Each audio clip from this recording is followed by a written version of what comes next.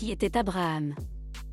À l'exception de Moïse, aucun autre personnage de l'Ancien Testament n'est davantage mentionné dans le Nouveau Testament qu'Abraham.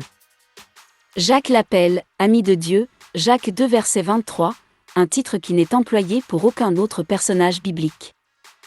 Les croyants de toutes les générations sont appelés « fils d'Abraham », Galates 3 verset 7.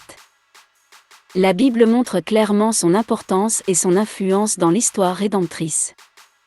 La vie d'Abraham occupe une partie importante du récit de la Genèse, de sa première mention en Genèse 11 verset 26 à sa mort en Genèse 25 verset 8. Nous savons beaucoup de choses sur lui, mais beaucoup moins de sa naissance et du début de sa vie. Il apparaît pour la première fois dans le texte biblique alors qu'il est déjà âgé de 75 ans.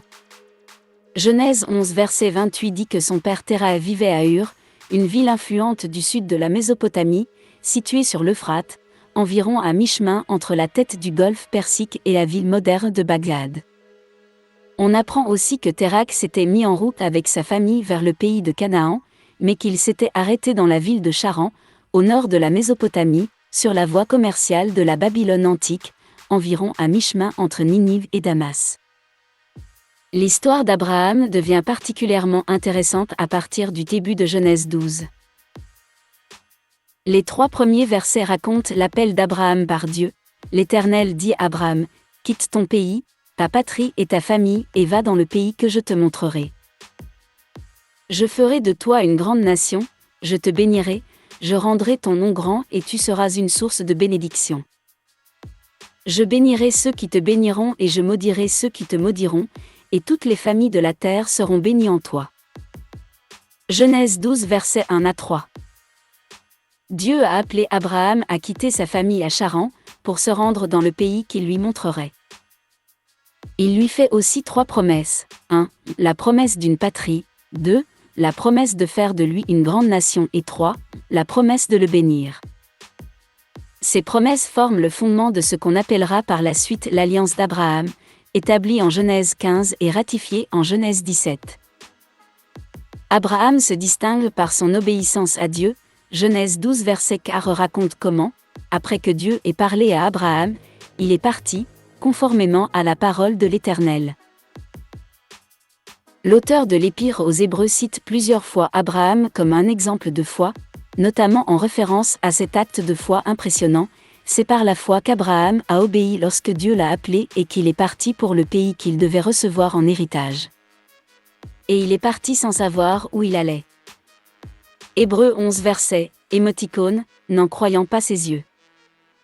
Combien d'entre nous serions prêts à laisser derrière nous tout ce qui nous est familier et à partir sans connaître la destination? À l'époque d'Abraham, la famille était très importante, la cellule familiale était très soudée et il était inhabituel pour des membres de la même famille de vivre à des centaines de kilomètres les uns des autres. Par ailleurs, le texte ne dit rien des croyances religieuses d'Abraham et de sa famille avant son appel. Les habitants d'Ur et de Charan adoraient les divinités du panthéon babylonien, notamment Sin, le dieu de la lune. Dieu a donc appelé Abraham à sortir d'une culture païenne et Abraham a compris et reconnu l'appel de Yahweh, l'Éternel, et lui a tout de suite obéi sans hésiter. Les circonstances entourant la naissance d'Isaac, le fils d'Abraham, sont un autre bel exemple de foi. Alors qu'Abraham et Sarah n'avaient pas d'enfants, une véritable honte dans cette culture, Dieu leur a promis qu'Abraham aurait un fils, Genèse 15 verset 4, qui deviendrait héritier de la grande fortune dont Dieu l'avait béni et, surtout, de la promesse faite à son père. Il continuerait aussi la lignée pieuse de Seth. Abraham a cru en la promesse de Dieu, qui lui compta sa foi comme justice, Genèse 15 verset 6. Dieu renouvelle sa promesse à Abraham en Genèse 17 et récompense sa foi en Genèse 21, en lui donnant Isaac. La foi d'Abraham sera encore éprouvée avec son fils Isaac. En Genèse 22, Dieu lui demande de le sacrifier sur le sommet du mont Morija. Nous ne savons pas quelles furent les émotions d'Abraham en entendant ce commandement, mais nous savons qu'il a fidèlement obéi à Dieu, son bouclier, Genèse 15 verset 1, qui avait tellement béni et lui avant tant de fois manifesté sa grâce jusque-là.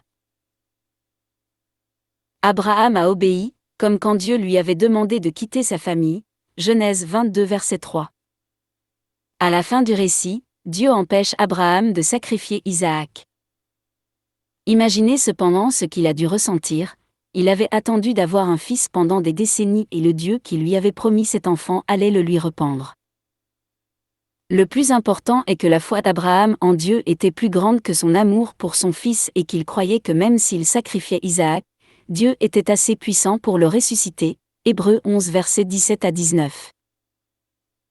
Certes, Abraham a eu aussi des moments de doute et de péché, comme nous tous, que la Bible ne cache pas.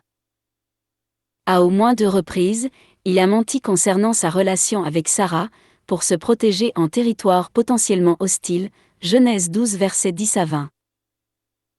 À chaque fois, Dieu l'a protégé et béni malgré son manque de foi. Nous savons aussi que l'incapacité d'Abraham et Sarah à avoir un enfant leur pesait beaucoup, au point où Sarah a proposé à Abraham avoir un enfant pour elle avec sa servante Agar et Abraham a accepté, Genèse 16 versets 1 à 15.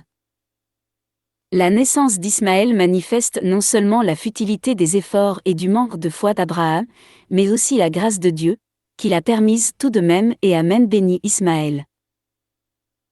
Il est intéressant de noter qu'à ce moment-là, Abraham et Sarah s'appelaient encore Abram et Saraï, mais, quand Ismaël avait 13 ans, Dieu leur a donné un nouveau nom, avec l'alliance de la circoncision et le renouvellement de la promesse qu'Abraham aurait un fils de sa femme, qui a également reçu un nouveau nom, Genèse 17.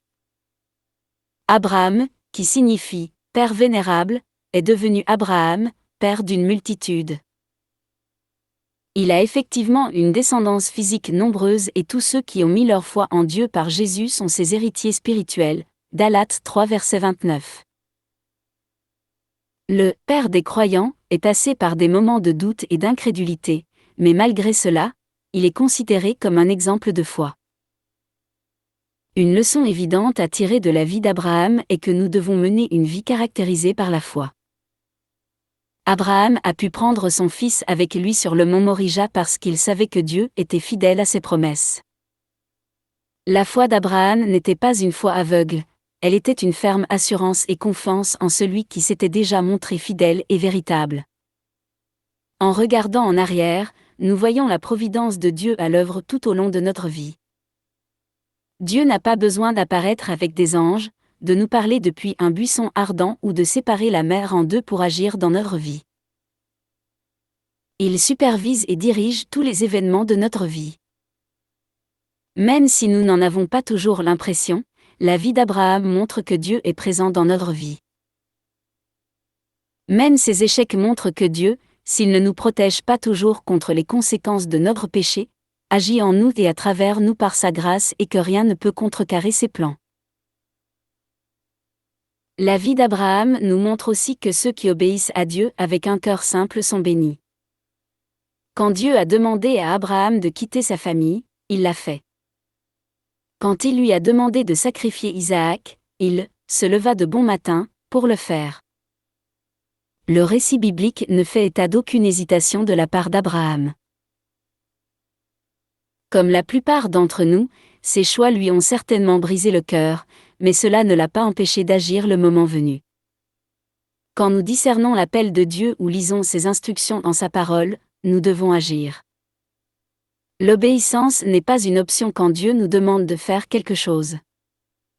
Abraham nous apprend aussi ce qu'est une relation vivante avec Dieu. Il n'hésitait pas à obéir, mais n'avait pas non plus peur de poser les questions. Il croyait que Dieu lui donnerait un fils, à lui et à son épouse Sarah, mais il se demandait comment ce serait possible, Genèse 17 versets 17 à 23.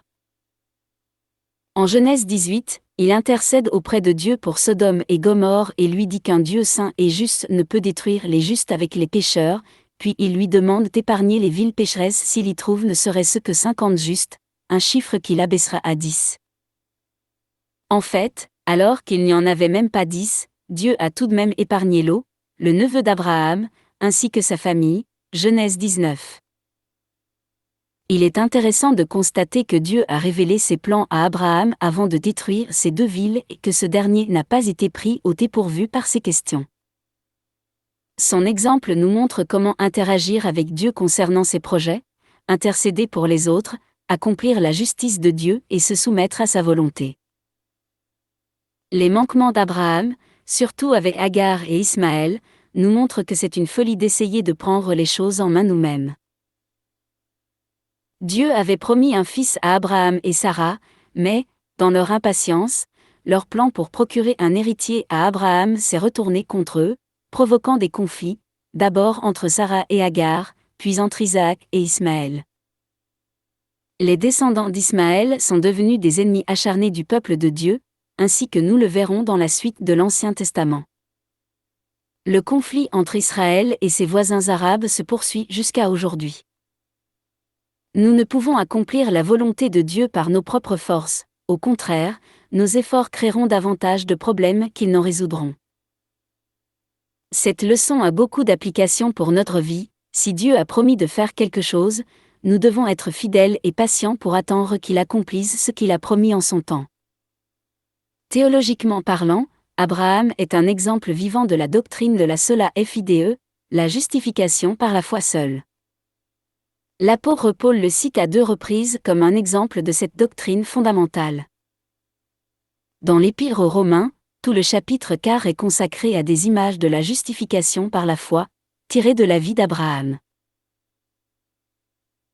On retrouve un argument similaire dans l'Épître aux Galates, où Paul démontre à partir de la vie d'Abraham que les non-juifs sont cohéritiers, avec les juifs, des bénédictions d'Abraham par la foi, Galates 3 versets 6 à 9. Cela remonte à Genèse 15 verset 6, Abraham eut confiance en l'Éternel, qui le lui compta comme justice.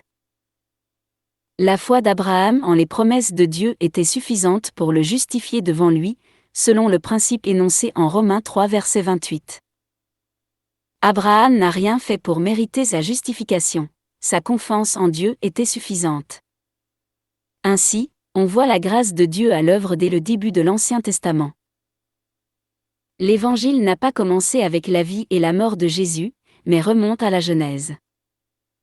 En Genèse 3 verset 15, Dieu a promis que la descendance de la femme écraserait la tête du serpent. Les théologiens voient en ce passage la première mention de l'Évangile dans la Bible. Tout le reste de l'Ancien Testament raconte comment cet Évangile de la grâce de Dieu s'est manifesté par la lignée de la promesse, à partir de cette Genèse 4 verset 26. L'appel d'Abraham est un autre élément de l'histoire rédemptrice. Paul dit que l'Évangile a déjà été annoncé à Abraham, quand Dieu lui a dit « Toutes les nations seront bénies en toi ». Galates 3 versets, émoticône, n'en croyant pas ses yeux. La vie d'Abraham nous apprend aussi que la foi n'est pas héréditaire. Matthieu 3 verset 9, Luc 3 verset 8 et Jean 8 verset 39 nous apprennent qu'il ne suffit pas d'être issu de la descendance physique d'Abraham pour être sauvé. L'application pour nous est qu'il ne suffit pas d'être né dans une famille chrétienne, nous ne sommes pas en communion avec Dieu et n'entrons pas au ciel par la foi de quelqu'un d'autre. Dieu n'a aucune obligation de nous sauver uniquement parce que nous avons une ascendance chrétienne impeccable. Paul cite l'exemple d'Abraham en Romains 9 pour illustrer le fait que tous les descendants d'Abraham n'ont pas été élus pour être sauvés, Romains 9 verset 7. Dieu, dans sa souveraineté, choisit qui il veut sauver, mais nous sommes sauvés par la même foi qu'Abraham a manifestée pendant sa vie. Enfin, Jacques cite l'exemple d'Abraham pour montrer que la foi sans les œuvres est morte, Jacques 2 verset 21. Il illustre ce principe par Abraham et Isaac sur le mont Morija. Une simple adhésion intellectuelle aux vérités de l'Évangile ne suffit pas pour être sauvé, une foi vivante doit produire de bonnes œuvres d'obéissance. La même foi qui a justifié Abraham aux yeux de Dieu, Genèse 15, l'a aussi poussé à obéir au commandement de Dieu de sacrifier son fils Isaac. Abraham a été justifié par sa foi et sa foi se manifestait par ses œuvres. Au final, on voit qu'Abraham était une personne exemplaire, non pas à cause de sa piété et de sa perfection, il avait ses faiblesses, tout comme nous l'avons vu, mais parce que sa vie illustre tant de vérités fondamentales pour la vie chrétienne. Dieu a appelé Abraham d'entre les millions d'habitants de la terre pour le bénir et lui a fait jouer un rôle capital dans l'histoire rédemptrice, dont le point culminant est la naissance de Jésus. Abraham est un exemple vivant de foi et d'espérance dans les promesses de Dieu, Hébreux 11 verset août 2010, et nous devons, comme lui, vivre de manière à laisser un héritage durable à ceux qui viendront après nous, notre foi.